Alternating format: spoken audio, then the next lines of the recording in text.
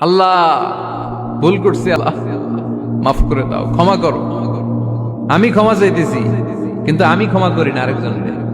তুমি ক্ষমা করো না, তুমি ক্ষমা চাও কোন সাহসে? মুসনাদে আহমদ ইবনে হাম্বলের হাদিস, চমৎকার একটা ঘটনা। কানগুলো খরগোশের কানের মতো খাড়া করে শোনেন। আল্লাহ রাসূল সাল্লাল্লাহু আলাইহি ওয়াসাল্লাম কোন একটা মজলিসে একজন আনসারী সাহাবীর ব্যাপারে ঘোষণা দিল, বলল, এখন যে সাহাবী এসে বসবে সে সাহাবী জান্নাতি। আনসারী সাহাবী এসে বসলো, সবাই তো অবাক, আমাদের কারো ব্যাপারে বিশ্বনবী এই কথা বলল না, এই আনসারী সাহাবী জান্নাতি।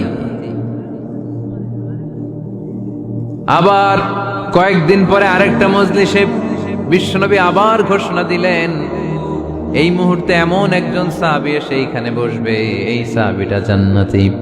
সবাই খেয়াল করে দেখলো, আগের মজলিসে যেই লোকটাকে বিশ্বনবী জান্নাতি বলে ঘোষণা দিয়েছে, আজকেও ওই সাহাবী এসে ওই জায়গায় বসেছে। তৃতীয় দিন আবার বিশ্বনবী বললেন, এখন একজন সাহাবী এখানে এসে বসবে, সে জান্নাতি। সবাই খেয়াল করে দেখলো, ওই সাহাবীটাই আবার এসে বসেছে।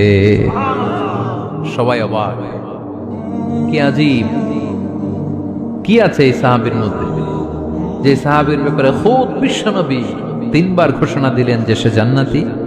সবচেয়ে বেশি অবাক হয়েছিলেন সাইয়েদনা আব্দুল্লাহ ইবনে আমর ইবনে আস।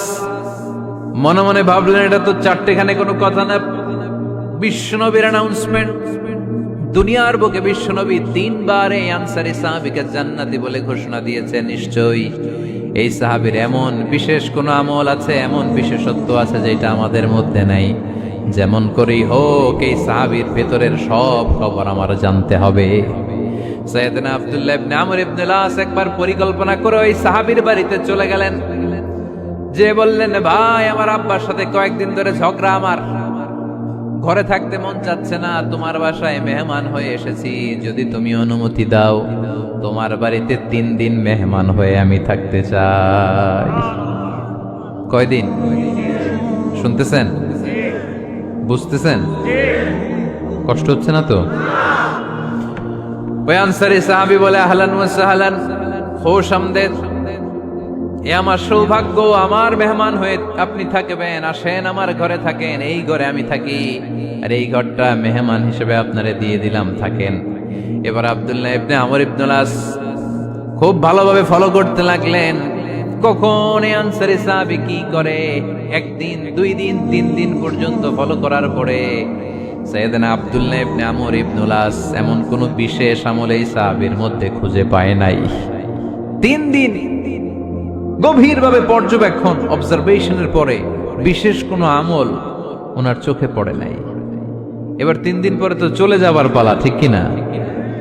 এবার তিনি সোজা সাপটা আনসারী সাহাবীর কাছে যে ভিতরের কথা খুলে বলে ফেললেন, বললেন, ও ভাই, আসলে আমার বাবার সাথে এমন বড় কোনো ঝগড়া আমার হয় নাই, যে কারণে বাড়ি থেকে বের হয়ে তোমার মেহমান আমার হওয়া লাগবে। আমি বিশেষ এক উদ্দেশ্যে এসেছি। কি উদ্দেশ্য?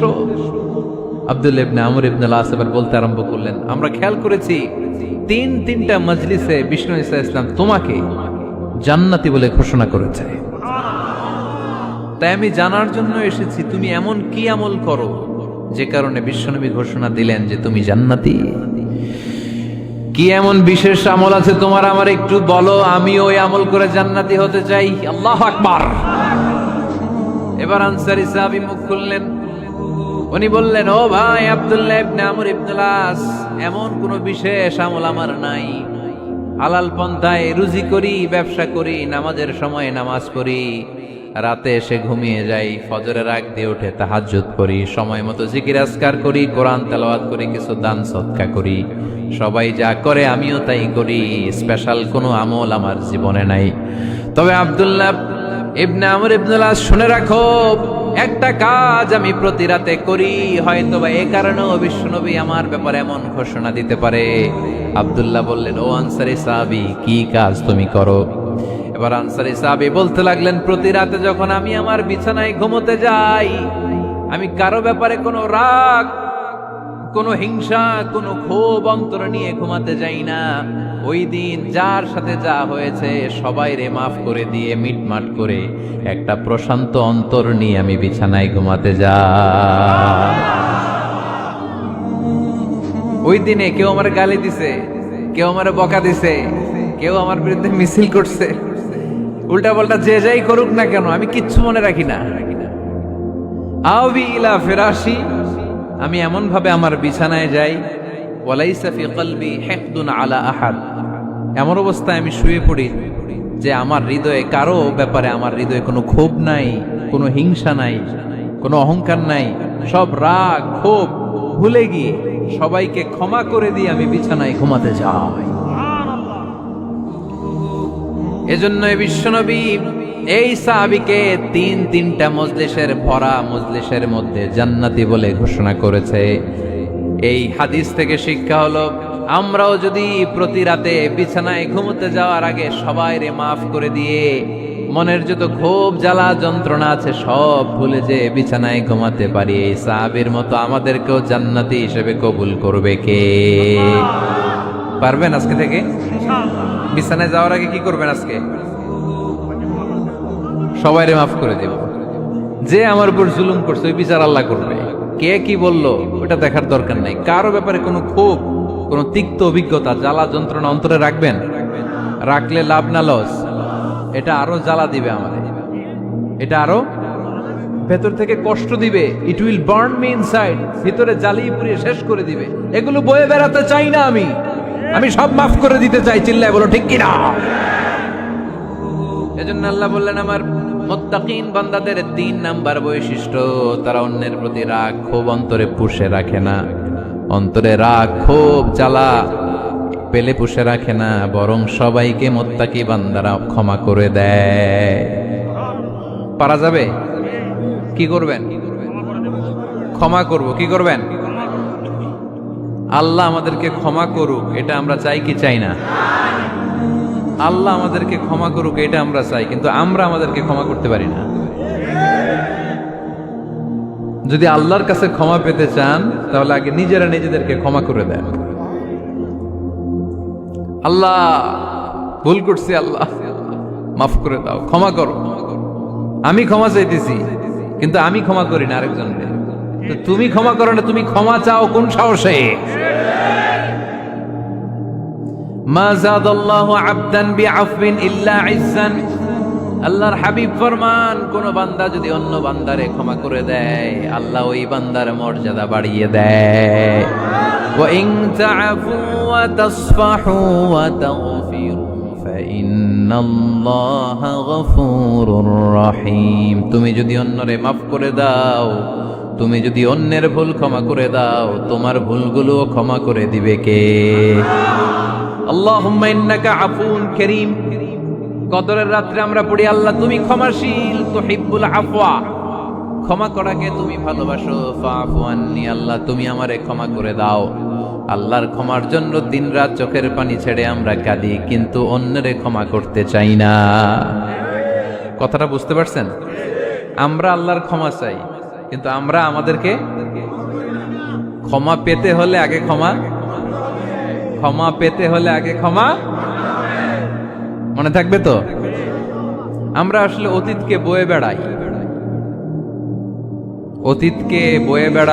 অতীতকে ভুলতে চাই না। কোন বছর কে আমারে মারছিল ওইটারে মনে রাখছি। কোন 20 বছর আগে আমারে অপমান করছিল মনে রাখছি। তোরেও আমি অপমান করুম, তুই আমারে মারছিলি তোরেও মারুম। 20 মনে রাখিস, দেখায় দিমু। তো এই যে এই দেখেন, খেয়াল করে দেখেন, 20 বছর আগে কোথায় আমার অপমান করছিল ওইটা আমি ভুলি নাই, মনে রাখিয়া দিছি। তার মানে 20 বছর ধরে এটা জ্বলতেছে এদিকে। ক্ষতি কি আমার না অন্য কারো? এগুলো ভিতরে জ্বলে, প্রতিহিংসার আগুন আপনারে জ্বালিয়ে দিবে। প্রতিশোধ নেয়ার আগুন দিনকে দিন আপনারে জ্বালায়। আপনি যদি একদিন ওরে অপমান করেন, মারেন, ও একদিন জ্বলবে, মরবে, কিন্তু প্রতিদিন আপনি জ্বলবেন। চিল্লা এখন ঠিক কিনা? রাসূল সাল্লাল্লাহু আলাইহি ওয়াসাল্লাম ক্ষমা করে দিতেন। মক্কা বিজয়ের দিন সব কাফির মুশরিক গুলো আল্লাহ রাসূল সাল্লাল্লাহু আলাইহি ওয়াসাল্লামের পায়ের সামনে থারথার করে কাঁপছিল। সবাই ভেবেছে আমরাও যেরকম পাষাণ, মুহাম্মদ মনে হয় তাই করবে, আমাদেরকে এবার কচুকাটা করবে। আল্লাহর রাসূল মক্কার কাফির মুশরিকদের এই দৃশ্য দেখে ঘোষণা দিয়ে দিলেন, ইযহাবু লা তাসরিবা আলাইকুমুল ইয়াউম, আজকে তোমাদের উপর আমার কোনো প্রতিশোধ নাই। ইযহাবু ফাআনতুমুত তালাকা, আমি তোমাদেরকে স্বাধীন করে দিলাম। ঐতিহাসিকরা বিশ্বনবীর এই বিশাল দিলদরিয়া দেখে অবাক হয়েছে। তারা বলতে বাধ্য হয়েছে, in the long history of the world there is no instance of magnanimity and forgiveness which was showed by Muhammad sallallahu, when all of his enemies laid under his feet and he forgave them one and all. পৃথিবীর ইতিহাসে ক্ষমার এরকম নজির কোনো মানুষ দেখাতে পারে নাই। যখন তার ঘোর শত্রুরা তার পায়ের সামনে বসে থারথার করে কাঁপছিল, তিনি চাইলেই পিষে মারতে পারতেন, কিন্তু তা না করে তিনি ক্ষমা করে দিয়েছেন। এজন্য কি করবেন? কি করবেন? ওয়ালা আফিনা আনিন নাস, মুত্তাকি বান্দার 3 নাম্বার বৈশিষ্ট্য, মুত্তাকি বান্দারা ক্ষমা করে দেয়। তারা মনের মধ্যে হিংসা রাগ এগুলো পুষে রাখে না। সুবহানাল্লাহ পড়েন। যারা ক্ষমা করে এরা অনেক ভালো থাকে ভাই, জানেন? আপনি ক্ষমা করে দিলে আপনি শান্তিতে থাকবেন। আপনি যদি আপনার ব্যাড এক্সপিরিয়েন্স, তিক্ত অভিজ্ঞতা, কে আপনারে গালি দিছিল, কষ্ট দিছিল, সবসময় এগুলো বয়ে বেড়ান, it will burn yourself inside. এগুলো আপনার ভিতরে জ্বালায় পড়ে ছারখার করে দিবে। আর যদি ভুলে যান, জায়গায় মাফ করে দেন, তাহলে শোধবোধ সব শেষ। আমি আছি শান্তিতে, ঠিক কি না? আমরা শান্তি চাই কি চাই না? আমরা অতীতের এই কষ্ট বুকে নিয়ে আর চলতে চাই? সমাধান একটাই, ক্ষমা করে দেন।